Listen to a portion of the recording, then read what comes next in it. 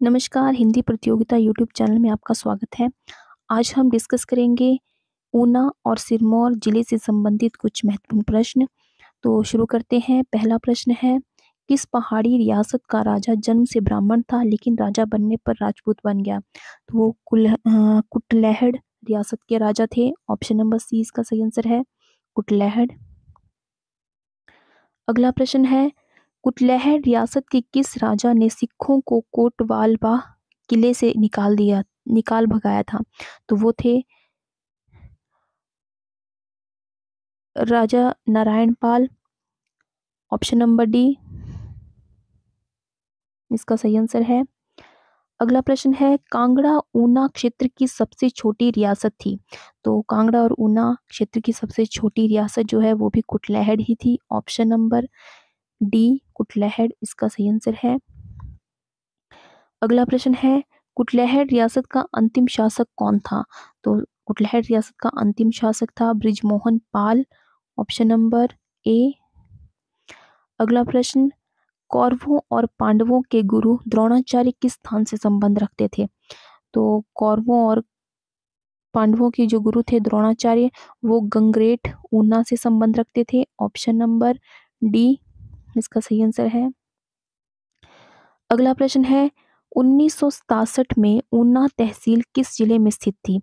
तो 1967 में ऊना जो है वो कांगड़ा में स्थित थी। ऑप्शन नंबर ए कांगड़ा इसका सही आंसर है।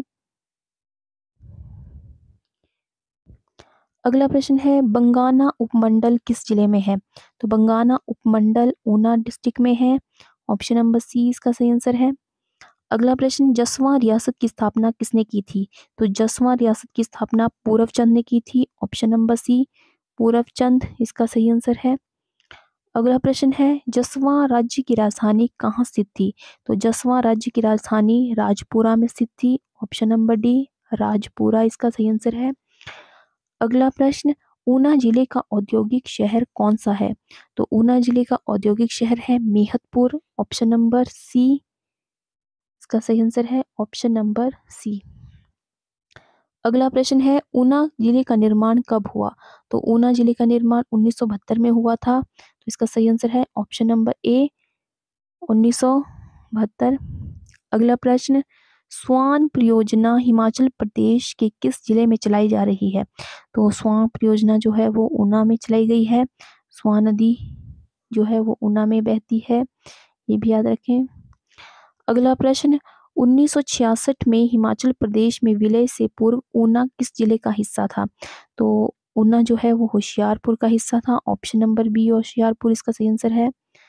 अगला प्रश्न है, जसवां और कुटलैहड़ रियासत वर्तमान समय में किस जिले में स्थित है?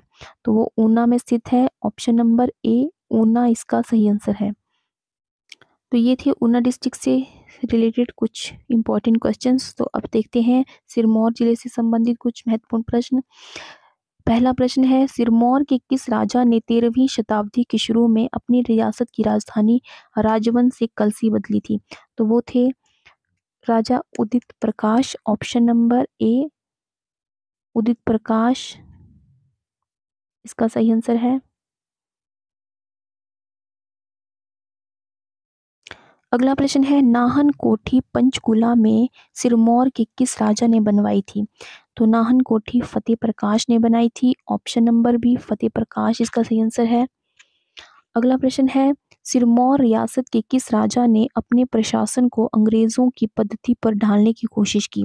तो वो थे राजा Shamsher Prakash. Option number A.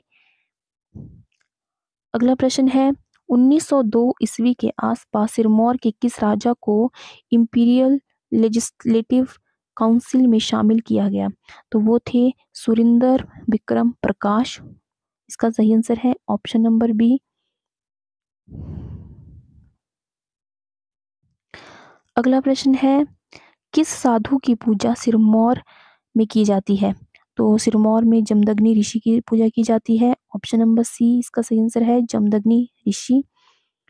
अगला प्रश्न है, किस किस राजा ने प्रकाश उपाधि लगाने की शुरुआत सिरमौर रियासत में शुरू की?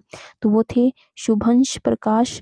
ऑप्शन नंबर बी शुभंश प्रकाश इसका सही आंसर है। अगला प्रश्न है 1942 ईस्वी के समझौता आंदोलन के समय सिरमौर रियासत का राजा कौन था? तो उसमें सिरमौर रियासत का राजा था राजेंद्र प्रकाश। ऑप्शन नंबर ए राजेंद्र प्रकाश। अगला प्रश्न है सिरमौर रियासत का अंतिम शासक कौन था? तो सिरमौर रियासत का अंतिम शासक जो है वो राजेंद्र प्रकाश था। ऑप्शन नंबर सी राजेंद्र प्रकाश इसका सही आंसर है। अगला प्रश्न है किस रियासत का शासक देवदार की पत्तियों और घास में बर्फ की पैकिंग करके उसे मुगल राजशाही जहां आरा की मंदिर को शीतल करने के लिए भेजता था? तो वो सिरमौर रियासत के राजा थे। ऑप्शन नंबर बी सिरमौर इसका सही आंसर है। अगला प्रश्न है किस बात से प्रभावित होकर सिरमौर के राजा ने गुर्जरों को अपने राज्य में बसने का न्योता दिया? तो वो था कि अपनी ससुराल में गुर्जरों द्वारा पेश किया गया दूध उसे अत्यंत स्वादिष्ट लगा था, तो इसलिए उन्होंने अपने राज्य में गुर्जरों को बसने का न्योता दिया था। तो ऑप्शन नंबर सी इसका सही आंसर है। अगला प्रश्न है किस क्षेत्र के निवासी उसी मार्ग से पांडवों के प्रत्यागमन की प्रतीक्षा स्वरूप अनेक त्योहार मनाते हैं जिसका वचन उन्होंने स्वर्गारोहण के समय दिया था? तो वो सिरमौर क्षेत्र के निवासी हैं। तो ऑप्शन नंबर सी सिरमौर इसका सही आंसर है। अगला प्रश्न है सन 1621 ईस्वी में किसने सिरमौर की राजधानी कालसी से नाहन स्थानांतरित की थी? तो वो थे राजा करम प्रकाश। ऑप्शन नंबर डी करम प्रकाश इसका सही आंसर है। अगला प्रश्न है तैमूर लंग ने सिरमौर राज्य पर आक्रमण डैश के शासन के दौरान किया था? तो तैमूर लंग ने सिरमौर पर आक्रमण जो है राजा रत्न प्रकाश के शासन के दौरान किया था। तो इसका सही आंसर है ऑप्शन नंबर ए राजा रत्न प्रकाश। अगला प्रश्न है भगानी का युद्ध सन 1686 में गुरु गोविंद सिंह और राजा डैश के बीच लड़ा गया?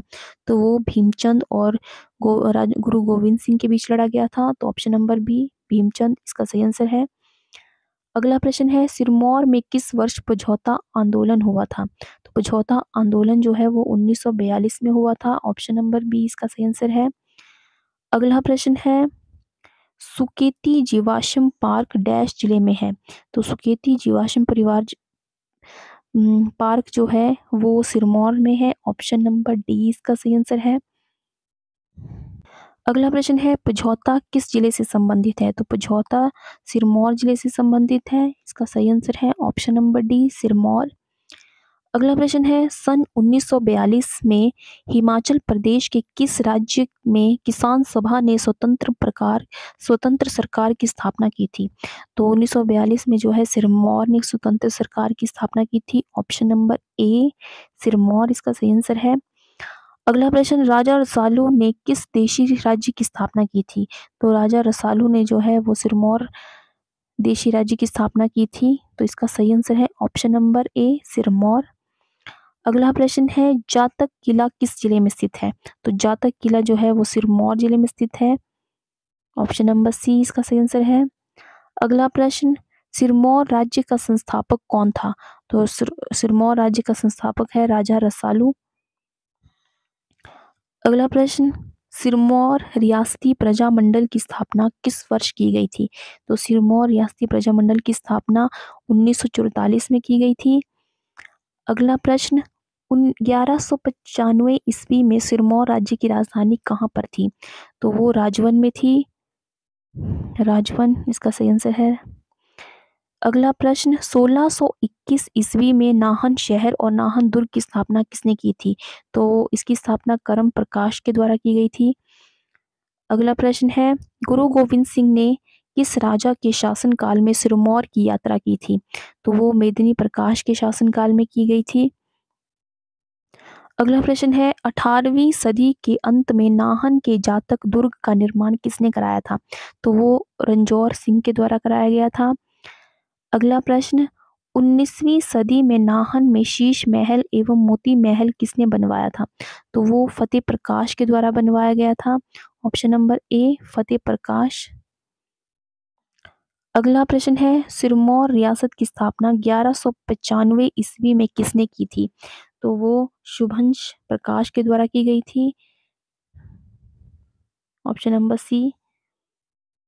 अगला प्रश्न, सिरमौर के राजा अमर प्रकाश की मृत्यु 1933 ईस्वी में किस स्थान पर हुई थी? तो वो वियाना वियाना है, सिरमौर का एक स्थान है। तो वहाँ सॉरी, वो वियाना कंट्री है, वहाँ हुई थी। Option number C. अगला प्रश्न, नाहन में रानीताल बाग किस राजा ने अपनी क्योंथल घराने की रानी की याद में बनाया था? तो वो शमशेर प्रकाश ने बनाया था। ऑप्शन नंबर ए, शमशेर प्रकाश इसका सही आंसर है। अगला प्रश्न है, कटासन की लड़ाई सिरमौर के राजा जगत प्रकाश और डैश के बीच हुई थी? तो वो गुलाम कादिर रोहिल्ला के बीच हुई थी। ऑप्शन नंबर बी, कटासन की लड़ाई जो है राजा जगत प्रकाश और गुलाम कादिर रोहिल्ला के बीच में हुई थी। अगला प्रश्न है, राबिनगढ़ दुर्ग का निर्माण किसने कराया था? तो वो वीर प्रकाश के द्वारा कराया गया था। ऑप्शन नंबर सी, वीर प्रकाश। अगला प्रश्न है, गोरखाओं ने किस वर्ष के आसपास सिरमौर रियासत को जीत लिया था? तो 1803 में जीता गया था। ऑप्शन नंबर ए इसका सही आंसर है। तो ये थे ऊना और सिरमौर डिस्ट्रिक्ट से रिलेटेड कुछ इंपॉर्टेंट क्वेश्चंस। आई होप आपको ये वीडियो पसंद आया हो। तो वीडियो को लाइक और शेयर ज़रूर करें और हमारे चैनल को सब्सक्राइब करना बिल्कुल ना भूलें। नीचे दिए हुए बेल आइकन को प्रेस करें ताकि आपको आने वाली वीडियो की नोटिफिकेशन मिलती रहे। मिलते हैं एक नई वीडियो में, तब तक के लिए जय हिंद, जय भारत।